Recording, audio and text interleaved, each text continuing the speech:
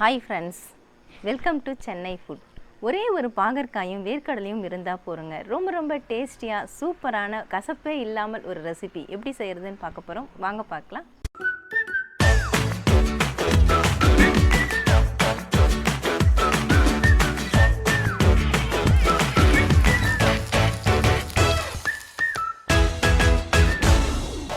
பாகற்காயும் வேர்க்கடலையும் வச்சு ரொம்ப டேஸ்டியான ஒரு ரெசிபி தாங்க செய்ய போகிறோம். அதுக்காக நான் ஒரு பெரிய பாகற்காய் எடுத்திருக்கேன். கொஞ்சம் பெரிய சைஸில் தான் நான் எடுத்திருக்கேன். இந்த மாதிரி ஒரு பாகற்காய் எடுத்துட்டு இதை நம்ம பொடியாக நறுக்கி எடுத்துக்கணும். பாகற்காயை ரெண்டாக பொளந்துட்டு அதில் இருக்கக்கூடிய விதைகள் எல்லாத்தையுமே எடுத்துட்டு இந்த மாதிரி நல்லா பொடியாக நறுக்கி எடுத்துக்கோங்க.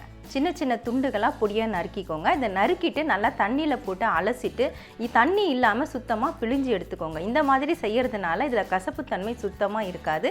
இந்த மாதிரி ரெடி பண்ணி எடுத்துக்கோங்க. இந்த பாகற்காயை வச்சு தான் நம்ம ரெசிபி ரெடி பண்ண போகிறோம். ஸ்டவ் ஆன் பண்ணிவிட்டு பேனை சூடுபடுத்திக்கோங்க. பேன் நல்லா சூடானதும் 2 டேபிள் ஸ்பூன் அளவுக்கு வேர்க்கடலை அதை நான் இதில் சேர்த்துக்கிறேன். சப்போஸ் உங்ககிட்ட வறுத்த வேர்க்கடலை இருந்தால் நீங்கள் வறுக்க தேவையில்லை, அப்படியே சேர்த்துக்கலாம். நான் பச்சை வேர்க்கடலை எடுத்ததுனால அதை வறுத்துக்கிறேன். ஒரு 2 நிமிஷம் போல் நீங்கள் ஹை ஃப்ளேமில் வச்சு வறுத்து விட்டிங்கன்னா நல்லா சுலபமாகவே வறுபட்டுடும். பாருங்கள், இப்போ வேர்க்கடலை நல்லா வறுபட்டுடுச்சு. ஸ்டவ் ஆஃப் பண்ணிவிட்டு இதை வேறு ஒரு பவுலுக்கு மாற்றி வச்சுக்கோங்க. வேர்க்கடலை வறுத்த அந்த பேனை தாங்க நான் மறுபடியும் பயன்படுத்துகிறேன். 2 டேபிள் ஸ்பூன் அளவுக்கு சமையல் எண்ணெய் சேர்த்துக்கலாம். 1/2 டீஸ்பூன் கடுகு, 1/2 டீஸ்பூன் உளுத்தம்பருப்பு, 1/2 டீஸ்பூன் சீரகம். நம்ம சேர்த்த கடுகு உளுத்தம்பருப்பு எல்லாமே நல்லா புரிஞ்சிருச்சுங்க. நான் ஒரு மீடியம் சைஸ் வெங்காயத்தை பொடிசாக நறுக்கி வச்சுருக்கேன். அதை இதில் சேர்த்துக்கிறேன்.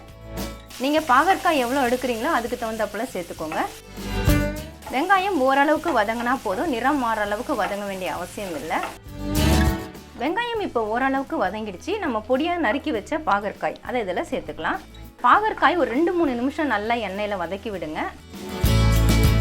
பாகற்காயை நான் 2-3 நிமிஷமாகவே எண்ணெயில் நல்லா வதக்கிட்டு இருக்கிறேங்க. இந்த மாதிரி நம்ம வதக்கிட்டு செய்யும் பொழுது பாகற்காயில் சுத்தமாக கசப்பும் இருக்காது, சீக்கிரமாகவும் காய் வெந்துடும். நம்ம சேர்க்கும் பொழுது பாகற்காய் எப்படி இருந்தது இப்போ எப்படி இருக்குதுன்னு உங்களுக்கு பார்க்கும் பொழுதே தெரியும்.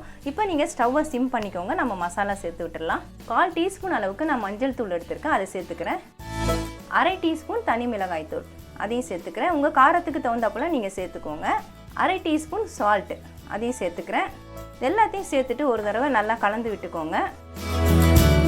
இந்த மாதிரி நல்லா மிக்ஸ் பண்ணதுக்கப்புறமா நம்ம கொஞ்சமாக தண்ணி சேர்த்துக்கலாம். என்னுடைய கையில் நான் ஒரு கை அளவுக்கு தான் நான் தண்ணி சேர்க்குறேன். ரொம்ப தண்ணி தேவையில்லை. ஸ்டவ் சிம்லேயே வச்சுக்கோங்க. மறுபடியும் ஒரு தடவை எல்லாத்தையும் நல்லா கலந்து விட்டுடுங்க. உங்களுக்கு பாகற்காய் நல்லா இழைய வேகணும்னு நினச்சிங்கன்னா இன்னும் ஒரு கை அளவுக்கு நீங்கள் தண்ணி சேர்த்துக்கலாம். எனக்கு கொஞ்சம் உதிரியாக இருந்தால் நல்லாயிருக்கும்னு நினைக்கிறேன். அதனால் நான் தண்ணி கொஞ்சம் குறைவாகவே சேர்த்துருக்கேன். இந்த மாதிரி நல்லா மிக்ஸ் பண்ணி விட்டுடுங்க. இப்போ நம்ம மூடி போட்டு விட்டுடலாம். 3 நிமிஷம் அப்படியே இருக்கட்டும். பாகற்காய் வேகிறதுக்குள்ளார நம்ம வேர்க்கடலையை பவுடர் பண்ணி எடுத்துக்கலாங்க. ஒரு மிக்ஸி ஜார் எடுத்துக்கோங்க. வறுத்த வேர்க்கடலையை இதில் நான் சேர்த்துக்கிறேன். தோல் நீக்க வேண்டாம், அப்படியே சேர்த்துக்கோங்க.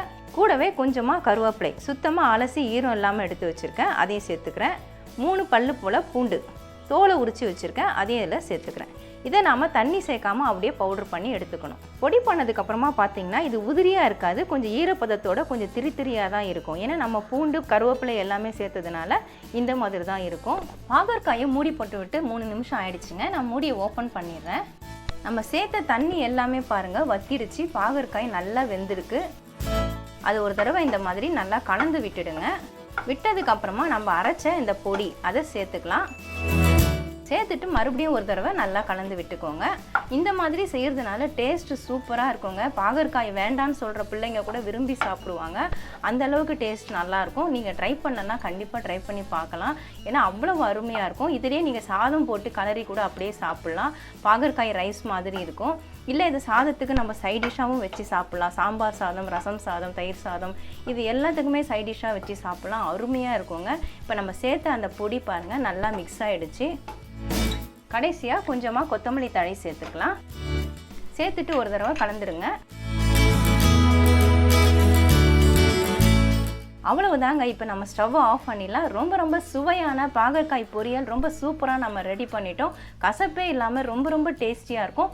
உங்கள் வீட்டில் இருக்கக்கூடிய குட்டீஸ்க்கு செஞ்சு கொடுங்க, கண்டிப்பாக விரும்பி சாப்பிடுவாங்க. இந்த மாதிரி செஞ்சு கொடுத்தா திரும்ப கூட கேட்பாங்க. அந்தளவுக்கு ரொம்பவே சுவையாக இருக்கும். கண்டிப்பாக நீங்கள் ட்ரை பண்ணி பாருங்கள். பாகற்காயை வச்சு சுத்தமாக கசப்பே இல்லாமல் ஒரு சூப்பரான சைட் டிஷ் எப்படி செய்கிறதுன்னு வீடியோவில் பார்த்துருப்பீங்க.